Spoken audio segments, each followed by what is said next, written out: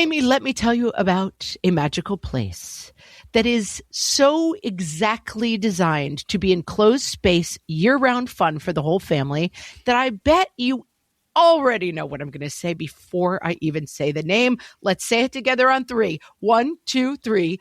Great Wolf Lodge. You got it, Amy. My kids loved Great Wolf Lodge when we went. You probably already know that it has a huge indoor water park with a wave pool, lazy river, a bunch of massive water slides. But then your pack can hit the other attractions because, wait, there's more. Great Wolf Lodge has adventure-packed attractions like Magi Quest, a live-action game kids can play throughout the lodge, plus the Northern Lights Arcade. Spent some quality time there, so your kid who loves the lazy river and your kid who loves fantasy games will both have a great time. Great Wolf Lodge also offers great dining options and complimentary daily events like nightly dance parties, all under one roof. Unpack the car once and you're settled in to have fun. And with 22 lodges across the country, you're always a short drive away from adventure. We've both had such great times at Great Wolf Lodge, so bring your pack together at a lodge near you. Learn more at greatwolf.com and strengthen the pack. Never make a major life decision in February. What fresh hell? Laughing in the face of motherhood. Hide Easter eggs. Otherwise, they're like weird cabinet above your refrigerator for 363 days a year, right? Get them out. With Margaret Abels and Amy Wilson. They're like Prince William and Lady Kate. Is that my name? Because here I am with my wine glass full of chocolate milk. A podcast that solves today's parenting dilemmas so you don't have to. Clean up whatever. If they loved it and they didn't fight, then you win. Hello, everyone, and welcome to What Fresh Hell? Laughing in the Face of Motherhood. This is Margaret. And this is Amy. And this week, how is it still winter? Why is it not spring yet? What's going on? We are, in fact, moaning in the face of motherhood and occasionally weeping in the face of motherhood, or at least gently crying in the face of motherhood. The big news as we recorded this was this week, Elmo went on Twitter, Elmo from Sesame Street. Oh, Elmo. And he said, Elmo is just checking in. How is everybody doing? And this didn't go well for Elmo. 12,000 people came for Elmo saying variations of like, not great, Elmo, actually. Not great, Bob. Yeah. There's a great scene in Mad Men, if you haven't watched it. There's a character who's like the underling, the kind of long-suffering, but also kind of horrible underling to the main. Vincent Kartheiser is the actor, but I can't think of the character's name anymore. Correct. Pete. Pete is the name. And he's John Hamm's underling. And he's also terrible. But I don't remember the source of the conflict in this particular episode. But there's a guy named Bob, and this character gets in the elevator, and Bob, who's like the office cheerful guy, is like, how's it going, Pete? And he just goes, not great, Bob. And my sister and I, that's become our go-to phrase. Yeah. I'm just always like, I'll be halfway through the description of my day. And she's like, so it's a not great, Bob. I'm like, not great, Bob. Not great, Bob. Right. And that's how we're all doing right now. Thanks, Elmo. Not great, Elmo. I don't think Elmo was expecting to get that back. And now all the other characters of Sesame Street have hopped on. Snuffleupagus has very large ears, and he's available for listening if anybody wants to reach out to Snuffleupagus on Twitter. He's here for you. Even Oscar. I feel we need Oscar at a time like this. Oscar just needs to be depressed with us in our trash cans. Yeah, Oscar is us. Oscar's not mean, like he's cranky. He's just metaphorically sitting in a trash can of life, just like the rest of us. Yeah, and so are we. We're in the trash can of winter. We talked about this during the pandemic, and this was such interesting research. I'm bringing it back. We're going to talk about the third quarter phenomenon. I need this because I will say, getting a little personal, this week I've just had the blues really badly. The blues mixed with, do you know the phrase? It's one of my favorite phrases ever. In Breakfast at Tiffany's, she doesn't get the blues. She calls them the mean reds. And it's like, that's so much more what I have. I have the mean reds. I don't have the blues. It's like the blue. It sounds like little pills you take, in the 70s. Well, the blues implies like, I've got the blues. But like the mean reds are like jaggedy and jangled and like sharp and mean, the blues kind of feels soft and cozy in its own way. But the mean reds is what I have. Like, I can't really picture Audrey Hepburn having the mean reds. Yeah, but Holly Golightly can. But even she did. And I have the mean reds this week. And I've been talking to my spouse a lot about it, tearfully, I'm having also sundowning, which is Well, sundowning is like people with Alzheimer's get much more confused when it gets dark and they start to want to go home and things. But it's odd because my husband sweetly has been checking in on me. Are you doing a little bit better? And I'm like, yeah, I think today's fine. And then he walks in the door at 5:30 and I'm like crying. And I'm like, oh, it's the sun goes down. And yeah, it's the seasonal affective disorder. The darkness literally comes inside my bones. Yes, it's been cloudy 4 days in a row in New York City. And I get to what's the use really quickly, right? When there's no sunlight at all. It's not even that cold. It's just not sunny. It's not nice. And that's the thing. It's not. Now, people go crazy when I say this. I'd a million times rather have snow than the weather that we're having, which is we had one nice snow so far in New York. It wasn't exciting, but it was at least a little bit of snow. Snow is let's put on some chili and light the fire and get cozy in our flannel sheets and, make hot cocoa. What we're having is low gray sky with driving 40-degree rain. It's the worst of all the weathers. Yes. At least snow is vaguely jolly, for God's sakes. I did some research this morning and I went, will you take it as a given, more or less? I said that the weather that you dread, the time of year you dread, starts around November 15th and it ends around April 1st. I feel like those are the before November 15th, it's still crunchy leaves. And after April 1st, here we go. It's getting dark at 7:00. So November 15th to April 1st is the dark time of the year. For me, in my familial and religious tradition, it doesn't start bothering me until January 5th. I find that with the lights of Christmas, the cold doesn't bother me. It's the endlessness that bothers me. I want it to be cold in November, December. I just want it to end February 15th. I ran some numbers for you. It doesn't because it's not over yet. So, I ran different numbers and you can run the numbers starting January 5th. I would say maybe you're still in the third quarter phenomenon, but I'm okay, are we in the third quarter of winter or not? So from that, it was I might need my winter coat November 15th. I might need my winter coat end of March, but that's it. That's the whole thing. So going from that, we are, guys, I broke it down. It's 137 days out of the year. That's you might need a winter coat on and you'd rather be inside. Quarter 1 is basically until Christmas. Quarter 2 is Christmas until the end of January. Quarter 3, January 23rd to February 27th. Basically, February is third quarter of winter. I agree with this because even though I'm saying I'm a good sport about winter until January, I'm still experiencing it. So, and it's the darkness too. It's the third quarter. Because I was just thinking, we went skiing. We have a little local ski hill here and we went skiing last Saturday and I was having this feeling of, oh no, winter's almost over and we haven't really done a lot of ski. The winter has really stunk the last couple of years in New York. It's been rainy, not snowy, not cold enough, still cold enough to be unpleasant. And I was thinking, I think I'm really becoming such a winter person that I want winter to last longer. And then 1 week later, I was in a fetal position crying for no reason in bed when my husband came home from work. You wished for winter to be longer and now it's we have you to thank. Well, it's I just want more snow, I think. I mean, I like snow.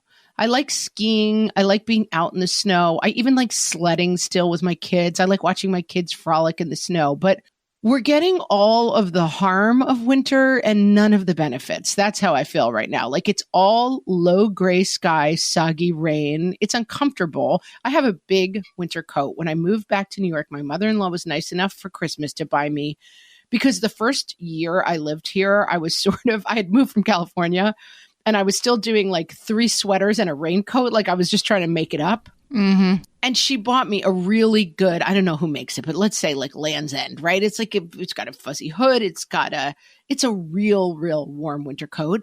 And I haven't even had it on this year because too hot. You don't really need it.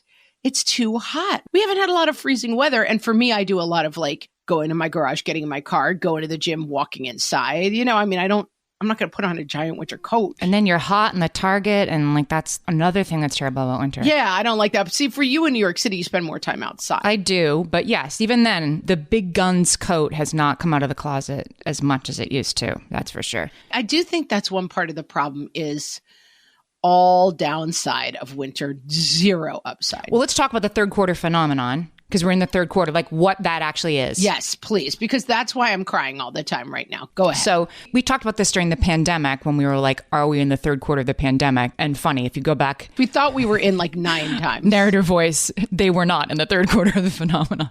Correct. We were like, oh God, it's April 2020. We're in the third quarter of this. Right. Aren't we in the third quarter of this? And then again in March 2021, whatever. We weren't quite, but we felt like we were.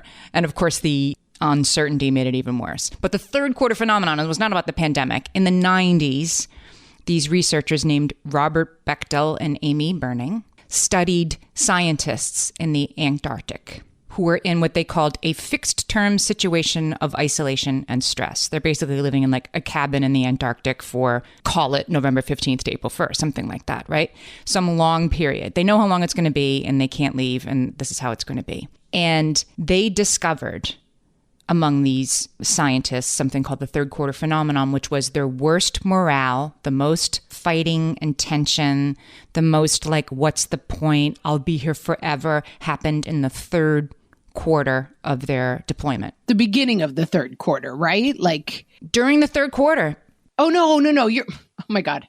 This is where my mind is. I was like, because the third quarter goes to the end. No, there's the fourth quarter. I'm being a dummy. It's the whole third quarter. I'm like, oh, because the third, yeah, I'm thinking of thirds. The fourth quarter, right. There must be some like, we're almost out of here. Gosh, I'm going to miss this place thing that gets you through the fourth quarter. The first quarter is getting used to it. I don't know why the second quarter isn't that bad, but it's not. The third quarter is where all of the bad feeling goes. Ignoring my bozo lack of math reasoning, I think about this all the time. I'm flying to California later in the month, and it's the 4th hour of the 6-hour flight that kills you. You know what I mean? Like, because at the 5th hour, you're like, okay, we're almost there. Like 2 more episodes of Friends on the back of the plane seat, and we're there.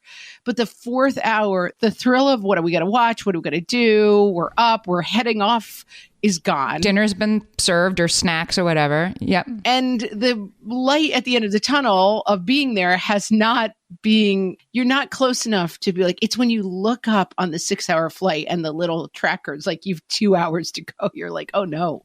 Right. You're like 2 hours. Well, this is what they discovered. So they discovered this. They called it the third quarter phenomenon. So then more studies have seen like, can you apply this across different sorts of people like astronauts? Yes, you can. And the other thing that was interesting is, can you apply this across different lengths of things? Like, is a 6-hour flight going to have a third quarter phenomenon just as much as a 4-month thing in the Antarctic? And the answer is yes, that it happens no matter how long.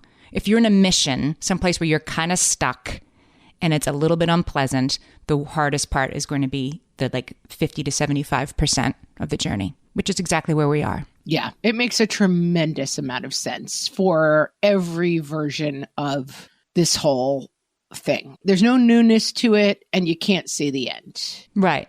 And like, so maybe it's better to know, like, okay, this is where I'm supposed to be right now. This is developmentally appropriate for me to be having third quarter phenomenon right now. It's February. I'm going to quote a very wise woman, Margaret Abels, who has said, hat tip to Ann Richards, my sister, because this was not original to me.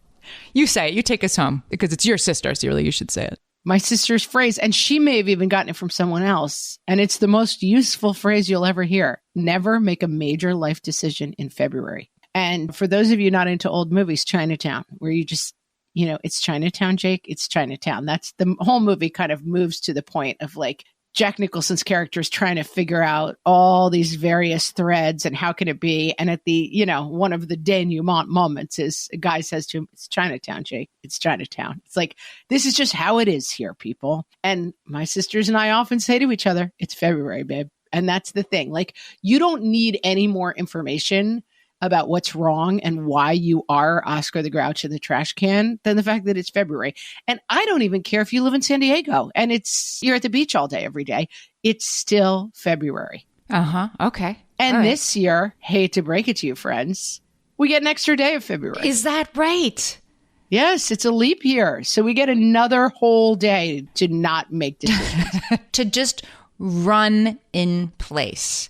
Because what happens, the reason you can't make decisions in February, just to put a very fine point on it, is that you're so miserable and you're so deep in third quarter phenomenon that you're like, having children and being married was a mistake. I'm going to move to Guam and open a crab shack and serve martinis. Krabby Patties. Yeah. Mm-hmm. Yeah. Like I'm going to just light my whole life on fire and quit my job or Eat, pray, love it. Just get out of here. You're going to eat, pray, love it. And then like, you're going to be at eat in March and be like, okay, this was good, but I don't want to pray or love. I just want to go home. Right. But you flipped everyone off on your way out the door and you were like, later, suckers, I'm out of here. It's like, you don't blow up your life in February, even though it is so tempting. And everything we've set up until now is universally applicable. Like February stinks and we just got to get through it. But there is a special kind of stuck inside and how much longer is this going to take that kicks into gear when you are a parent of kids who are stuck at home with you, who are out of things to do, who extended screen time gives them spiral eyes and makes them fight, but leaves them unsatisfied and yearning for something else. And you're in charge of what happens next. But fear not, listeners, because we are here to talk about how you can shake things up when you're at this moment where your third quarter phenomenon, now what? Now what are we going to do? We have some ideas and our listeners have some ideas. After this. Hellions, it's time for some spring cleaning, and I don't just mean the coat closets. Doing your financial spring cleaning can actually be super easy when you let Monarch do your financial spring cleaning for you. One dashboard that gets your entire financial life organized. No more clutter, no more mess, no more logins scattered everywhere, just accounts, investments, property, and more, all in one place. Get your first year of Monarch for half off, just $50 with promo code FRESH. Monarch allows you to look not only at what you've already spent, but also to plan for the future. With Monarch, you can set savings goals, plan for big purchases, and notice spending trends before they become a problem. I can generate cash flow reports that show me what we spent this quarter, this month, what we're probably going to spend next month, and feel prepared, organized, and knowing how to plan for the future. No more surprises and a lot more clarity. Try Monarch. Use code FRESH at monarch.com to get your first year half off at just $50. That's 50% off your first year at monarch.com with code FRESH. My favorite skincare products actually feel more like self-care, like they're so nice to put on and they smell so good that I'm actually happy when I get to that part of my day. And I swear that is how I feel about Osea's anti-aging body balm. Amy, you are usually the lotions and potions queen on this podcast, but I have to say, hard agree. Osea's anti-aging body balm is a liquid silk body balm that combines the lasting hydration of a lotion with the firming power of a serum, leaving skin smoother and firmer. This body balm is clinically tested and designed to deliver visible results you can see and feel. So we've gotten to use this product for a couple of months now, and I swear I have really noticed firmer and smoother skin, like on the back of my hands. It's like getting a mini spa treatment from head to toe. Get a spring-worthy glow with clean, clinically tested skincare from Osea. And right now, we have a special discount just for our listeners. Get 10% off your first order site-wide with code FRESH at OseaMalibu.com. That's 10% off your first order with code FRESH at OSEAMalibu.com.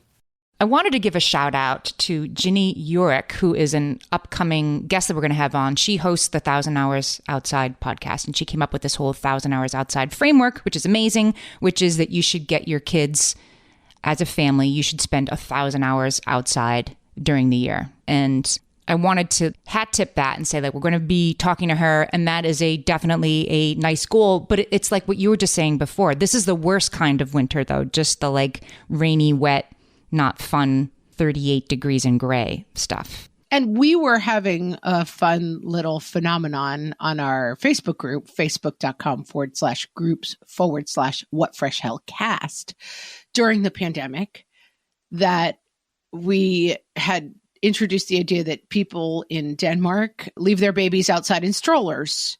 And so that the babies would just spend a lot of time outdoors, bundled up, cozy, but outside in the cold. You know, you'd see this line of like babies in strollers outside cafes. The moms were in having coffee and the babies were just all bundled up. And so we started this phenomenon during the pandemic where we were sharing pictures of ourselves as Danish babies, meaning we were wrapped up tight, but we were out on lawn chairs in our lawns, right, with our faces towards the sun, being Danish babies. Right. And I just said to my husband in my little mini crisis, I need to just Danish baby every day. But today the clouds are 2 feet above my head. It's wet and gross. And I would be more upset Danish babying outside than inside. Like, I don't even want to go outside. Right. Also, back then, your friends were in it with you. Like, let's all Danish baby. We were Danish babying so we could see people. Now we can see people at Starbucks. We don't really have to sit in our gray backyards. Anyway, I just wanted to say, like, yes, is it better to get your kids outside a little bit? Probably. Even on a rainy day? Sure. But even Ginny says she has a calendar that you can download to get to 1,000 hours, which seems impossible, but it's not. You do it 1 hour at a time. And even the way she lays it out is spend like an hour outside on days like it is now. And spend 5 hours outside in July. That's how you get to 1,000 hours. Even Ginny's not saying spend 5 hours outside this week. Right, because there's days you're doing 8 hours. But yeah, today I'm doing like 45 seconds and I'm done. I don't want any more than that. I don't like you outside. There are times where we're stuck inside. We don't like you outside. There's reasons we can't be outside. Listen, Elmo, thanks for checking in, but I'm doing pretty badly. I'm not even doing 1 hour outside my bed today. This is my 1 hour outside my bed talking to you, and then I'm going to go jump back under my flannel sheets and hide. I mean, they're just always are like, their brother has strep throat, so you can't go anywhere. It's this. You're waiting for the dishwasher guy to come. You can't go anywhere. Like, there's all kinds of reasons that we really can't go anywhere, or it's raining, or, we're waiting for something later. You're still stuck inside. We're out of ideas.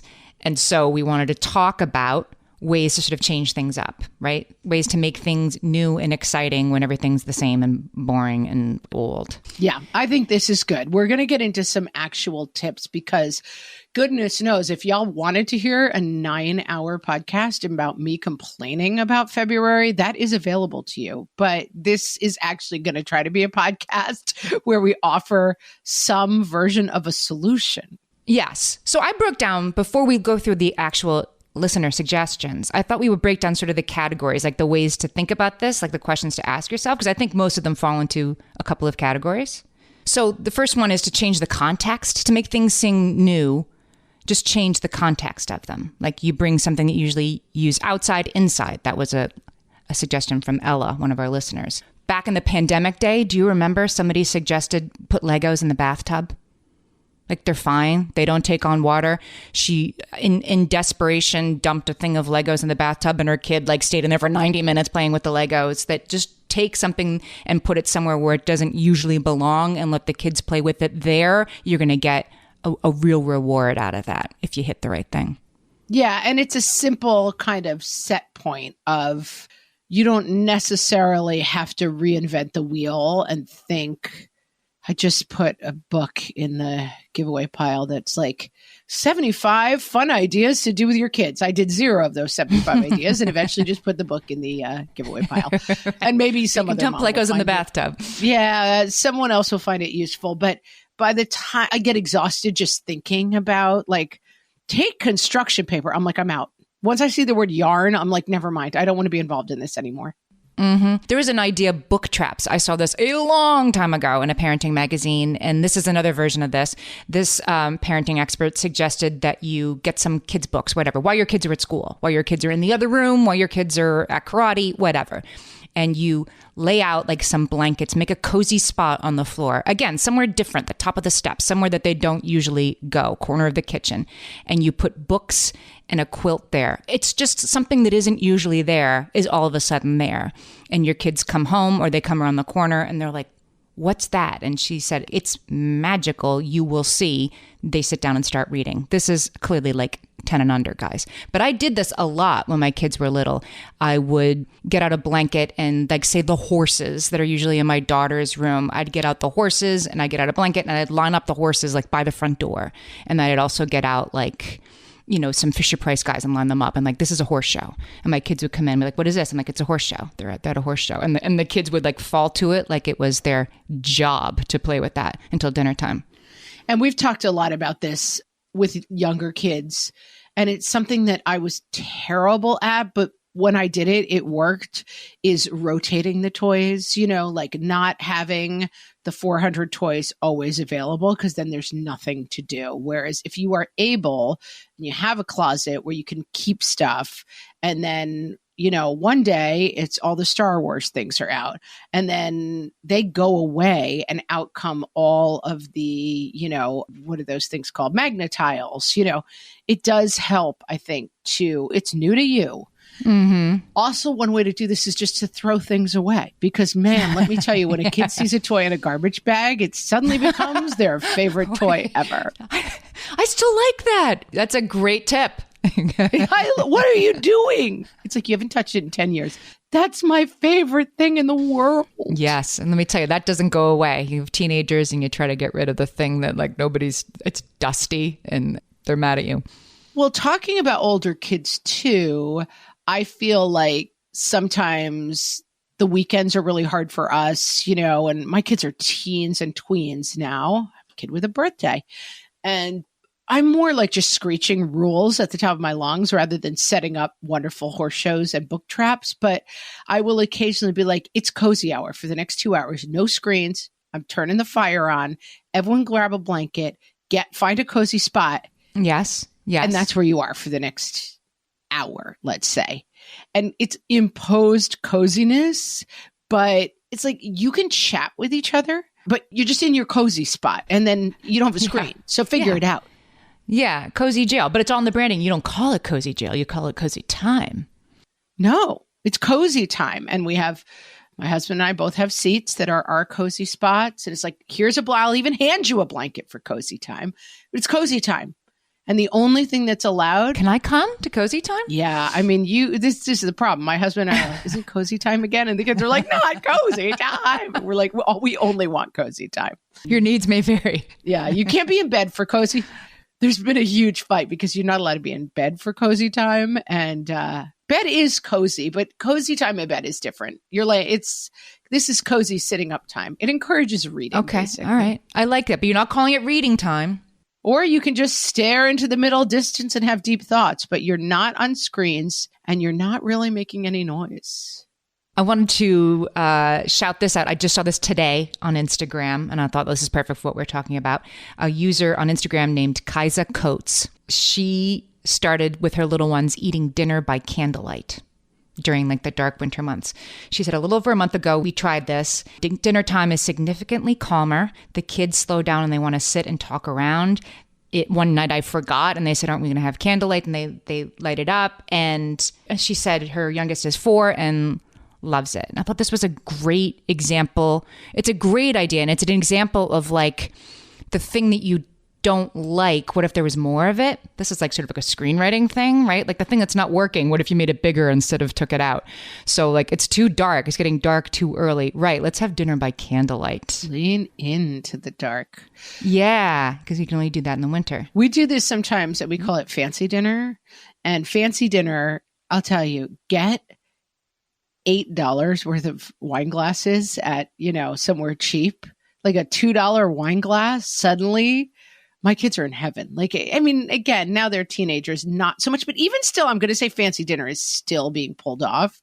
You put chocolate milk or apple juice or even Coke, whatever their drink of choice is, in a wine glass, and it's fancy dinner. And you should see these kids with a wine glass. They just act like they are just, like Le Bernardin, right? They're like Prince William and Lady Kate. Is that my name? Because here I am with my wine glass full of chocolate milk. I love it. A wine glass, that's a $2 investment that really pays dividends. And it might tip over and it might break or whatever, but it's worth it. That's the thing. We don't care.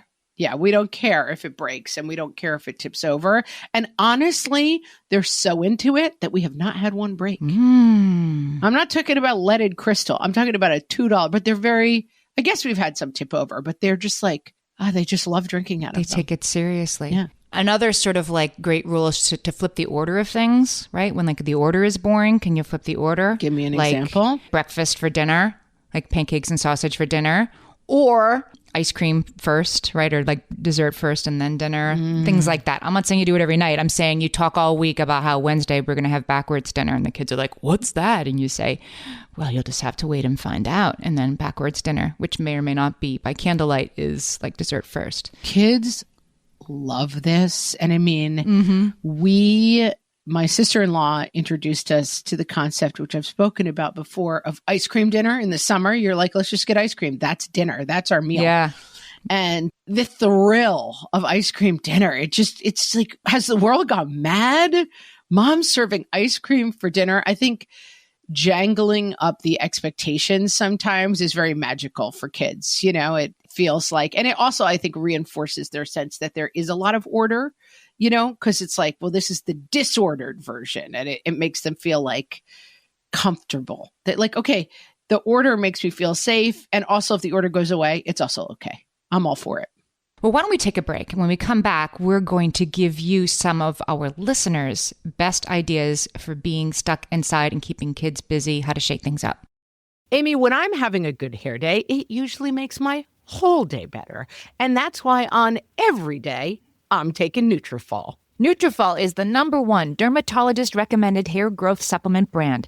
And it's the #1 hair growth supplement brand personally used by dermatologists. Nutrafol's hair growth supplements are peer-reviewed, NSF certified for sport, and clinically tested. Nutrafol offers multiple formulas for men and women tailored to different life stages and lifestyle factors, so you get support that's actually right for you. Adding Nutrafol to your daily routine is easy. Order online, no prescription needed, with automated deliveries and free shipping to keep you on track. Let your hair be one less thing to worry about. See visibly thicker, stronger, faster-growing hair in 3 to 6 months with Nutrafol. For a limited time, Nutrafol is offering our listeners $10 off your first month subscription and free shipping when you visit Nutrafol.com and enter promo code LAUGHING. That's Nutrafol.com, spelled Nutrafol.com, promo code LAUGHING. All my kids learned to swim when they were little. It was super important to me that they be confident and safe in the water. There was only one problem with that: taking them to swim lessons. I mean, the pools were freezing. There were always cranky adults doing laps right there. And it was definitely not, for any of us, what you would call fun. Amy, heard. But now there's Goldfish Swim School. Goldfish takes a really thoughtful approach to swim lessons, combining research-based teaching with a warm, kid-friendly environment that actually helps kids thrive in the water. Every detail at Goldfish is thoughtfully designed to create a golden experience, from shiver-free, warm indoor pools to comfy waiting areas for parents to professionally trained lifeguards on deck. Goldfish uses an approach called the science of swim play, which combines guided play with proven teaching techniques to help kids learn to swim, build water safety skills, and gain confidence, all at their own pace. Lessons are designed to meet kids exactly where they're at. If you've been thinking about swim lessons or just wondering where to start, this is a great opportunity. Right now, Goldfish Swim School is offering a waived membership plus your child's first lesson free at participating locations. Just visit goldfishswimschool.com/free to find a location near you and enroll using promo code FREE. That's goldfishswimschool.com/free, promo code FREE. And now, a chronological list of activities to keep your kids entertained when they're stuck inside for the winter. Let's have a yummy breakfast. Hot chocolate, anyone? How about some reading by the cozy fire? Huh. It's really only 7:45 a.m.? Okay, let's go outside and frolic in the snow. What do you mean you're coming back in? I haven't even found your sister's snow pants yet. Okay, snow frolicking over, and it's 8:20 a.m. Guys, let's do some baking. Whoa, letting you guys have all that sugar doesn't seem like it was such a good idea. Fine. Okay, listen, you can have some screens. Fine, okay, you can have some more screens. Okay, I can actually see your brains rotting from across the room. Let's get off those screens, guys. Okay, everybody, I read online that a fun snow day activity was to stack some cans. Wow, thought that can stacking would last longer than 3 minutes. Board game time. Yes, I know your brother won the board game, but that's no reason to hit. Reading, how about we all try some more reading? Fine. You can have some more screens. Okay, we are getting off those screens. Let's get outside. It's sledding time. Mommy hurt her back carrying the sleds. You guys are going to have to watch a movie for a while. Okay, guys, I'm up, and I made some more hot chocolate and cookies. Okay, listen, have an apple, put some peanut butter on it with your cookies. This is lunch, guys. This is lunch. I looked up our post-lunch activity on Pinterest, and it's marshmallow sculptures. The family in the pictures looked happy. Wow, that family in the pictures did not really convey just how much mess this activity would involve. You guys, go make a pillow fort. And I thought the marshmallows were a mess. Okay, I guess I'll clean up the pillow fort tomorrow. All right, it's arts and crafts time. Wow, between the marshmallows, pillow forts, and craft projects, I can't even see the floor of the house anymore. Yikes! I have an idea. Let's all go to our rooms separately and sit quietly for as long as we can. No? You don't like that idea? Fine. Then it's learn to use the vacuum time, guys. Okay, it's now 2:15 p.m. and I am willing to commit half a week's pay to take you to an indoor trampoline park. Well, that was fun and expensive. And now we're home and it's still only 4 p.m. 4:30, guys. It's dark out, so I guess it's time to have some pizza and then watch screens until bedtime. 6:30. And I think I'll just set all the clocks ahead an hour and convince the kids it's time for bed. This has been a chronological list of activities to keep your kids entertained when they're stuck inside for the winter. From the What Fresh Hell podcast.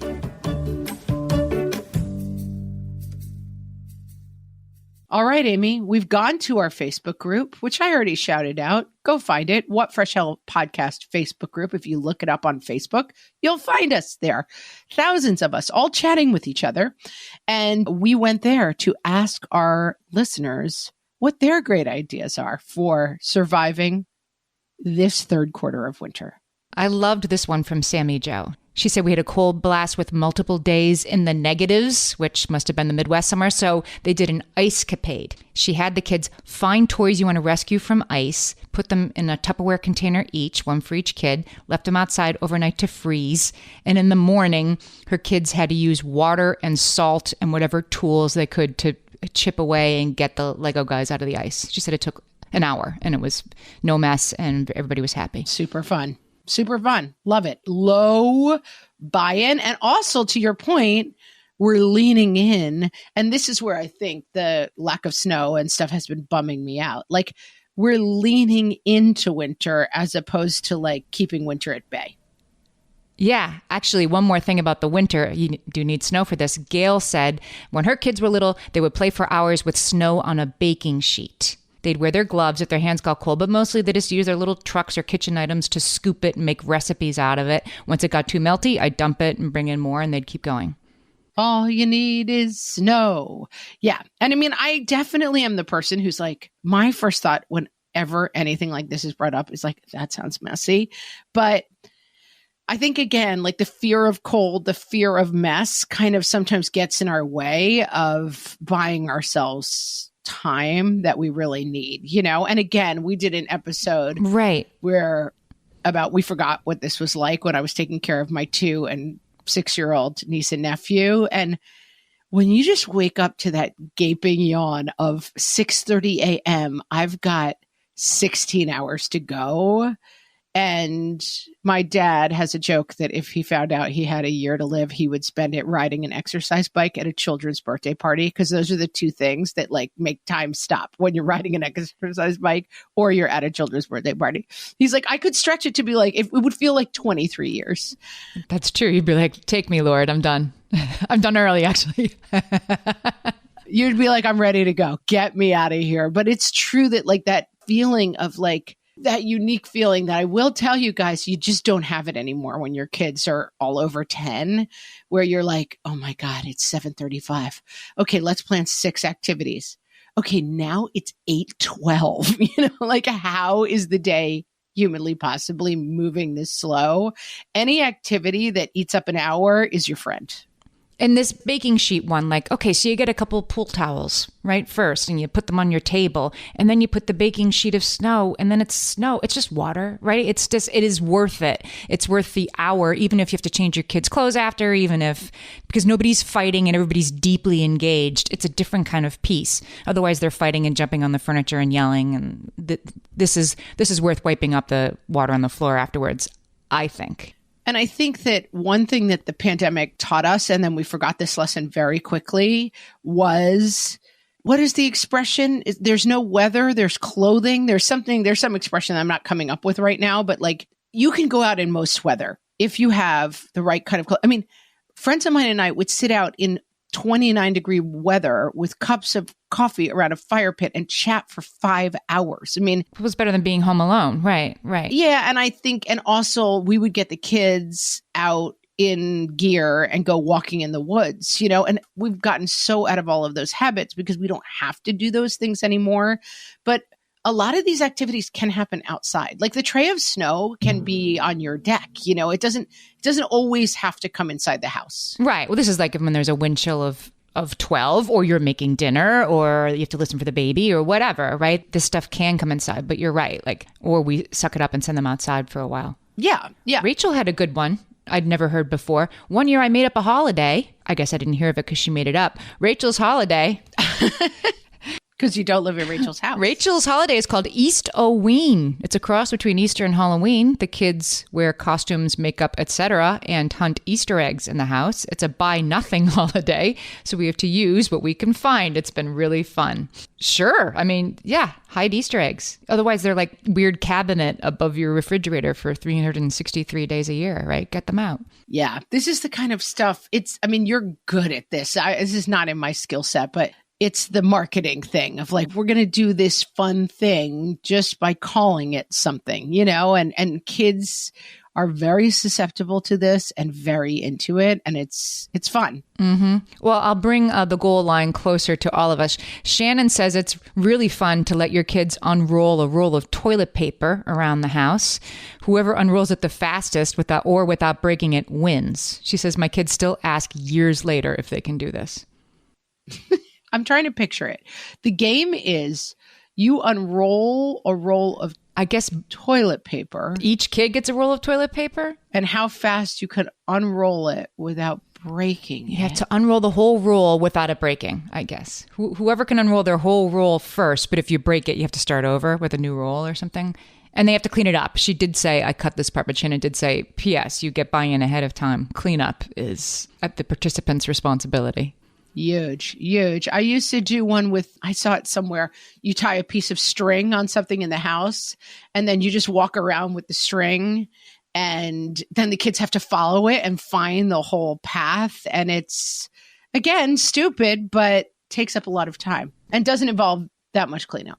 Erin did this one, and I've seen this on Instagram, but it never occurred to me that you could like copy and paste this for home use. She said, go on YouTube and search Disney ride or roller coaster rides. And there's all these videos people have done of their perspective riding on the Seven Dwarfs Runaway Mine Train or whatever. And that you then sit the kid on your lap and watch the rides, and you pretend, maybe put them in a laundry basket and pretend they're on the ride. That seems fun. Yes. Yeah, I would do that. That seems fun. That's low entry. I'm going to try it this weekend with my 16-year-old. I'm going to put him in a laundry tub, and I'm going to put him in. I'm going to be like, can you believe it? We're at Disneyland. Whoa! Space Mountain! Erin had one that was a little more effort, but I really like this one too. Pick an animal. Like today is Platypus Day. We're going to talk about and learn about the platypus all day. Watch a couple of videos on YouTube, then you try to draw it, then you let them use the recycling bin to make a habitat for a platypus or a way to catch one or whatever. Then you make up a poem about it, etc. It's Platypus Day. That is a fun idea. That is a really fun idea. We play a game in the car that is called I Know Something About. And you say, the leader of the game, whoever it is, you take turns, says, I know something about platypuses, that the males have a poisonous barb on their back right foot, an actual true fact about platypuses, friends. And then the next person has to say, I know something about platypuses. They are one of only 2 mammals who lay eggs. I have a lot of I could do this all day. My son is a platypus Margaret in this one, right? Don't pick a different animal. But it's really fun. But you can also say, I know something about platypuses. They have 4 feet. They have a tail. And so you can, everybody just, and then it keeps going until you're out. Somebody doesn't know something else to say. And then you pick a different animal and you do it. It's fun. It's a good card game with little kids. Cassie says use painter's tape. I'm a big fan of painter's tape. Cassie says she uses it to create laser mazes, like use a doorway and you tape the painter's tape across the doorway and then maybe like down a hallway so that your kid, like Catherine Zeta-Jones in that movie. Oh God, what was that movie? Where there's all these lasers. Picture like I know the one you're talking about. Her butt was like going under the lasers. Yeah, her butt was going, right, exactly. It's some jewel heist kind of a movie. Search YouTube for jewel heist laser escape videos and you use painter's tape. Right. Just search for Catherine Zeta-Jones butt laser and that'll come up because the shot is of like her butt dipping right under the laser.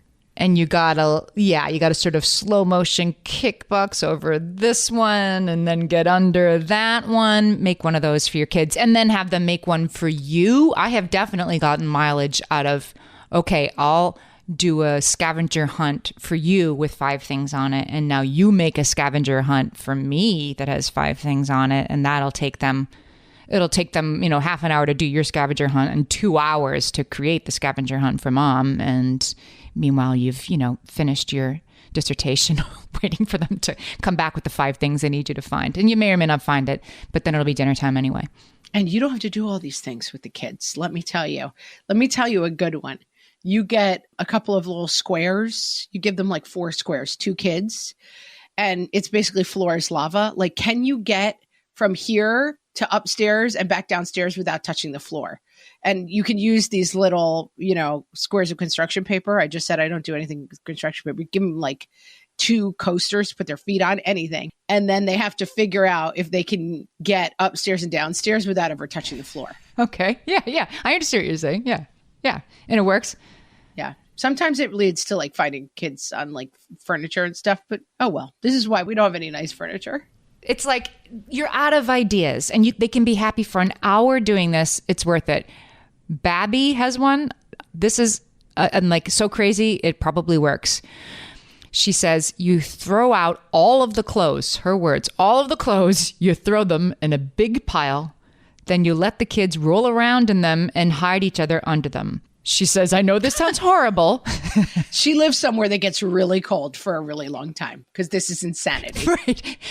I know this sounds horrible, says Babby, and results in so much work afterwards. But the few times that I've allowed this, it was a huge success.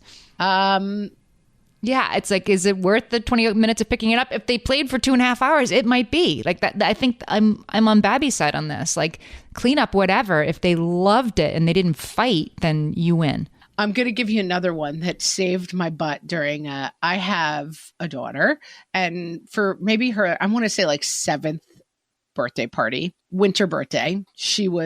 I invited whatever, all the kids in the grade, all the girls in the grade. Let's call it 12 kids. And I'm sort of like, they're girls. They can just play dolls in her bedroom. I didn't really give it that much thought. And 12 minutes into the party, it was chaos. They were running up and down. We have what do you call it? Like a elevated, walkway, like a catwalk kind of. And I'm like, someone's going to go over the side of it. They were wild. And I had one of those rolls of paper that goes on an easel, rolled it out on the floor and wrote happy birthday in bubble letters. And I was like, you guys have to create the birthday poster, and threw 1 million crayons on the floor. And they worked on this poster for an hour. That's a good one.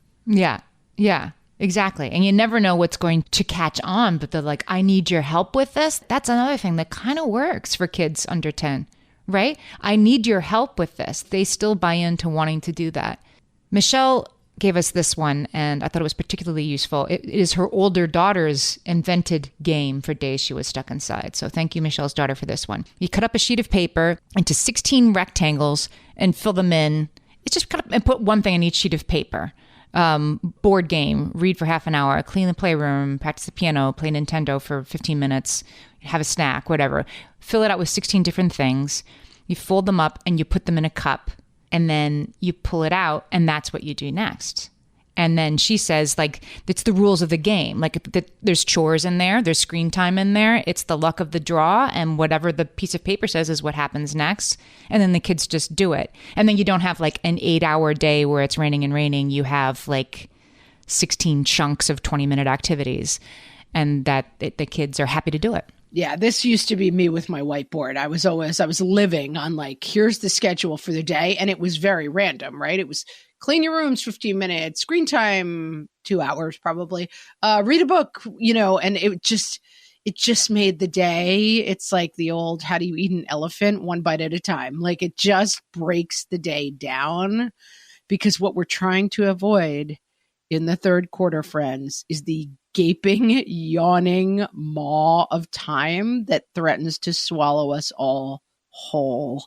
Thanks for asking how we're doing, Elmo. Right. It's that, like, how much longer will this go on, right? If you can bring the finish line closer, I don't have to worry about what we're going to do all day, because for the next 20 minutes, we're going to read a book about ducks. That helps all of us, probably kids and parents both. Yeah, exactly. And that's what we're here for, Amy, to help children and parents both. We solved the heck out of that one with some help from our listeners. And there must be somebody out there that you know who is stuck home with their kids in this gray, rainy time, that you could send them this episode pretty much wherever you're listening right now. You can tap, swipe, share, send it to them and be like, you would love this show. You would love this podcast. That's how podcasts grow, any podcast, by word of mouth. And so we'd love that help. Thank you. Or you can even post it on your own social media and say, here's a great episode. And then you don't have to, get people one by one. You can get them hundreds at a time. That's what we really love.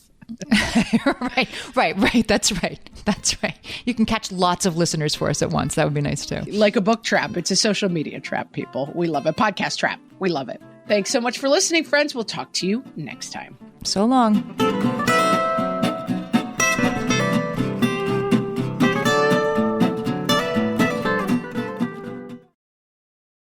Stitch Fix. Shopping is hard. Let's talk about it. I don't have time to shop for clothes. I have to buy everything in 3 sizes to find one that fits. They know me at the post office. Workout wear is my only wear. Stitch Fix makes shopping easy. Just show your size, style, and budget, and your stylist sends personalized looks right to your door. No subscription required, plus free shipping and returns. Oh, wow. That was easy. Stitch Fix. Online personal styling for everyone. Take your style quiz today at stitchfix.com.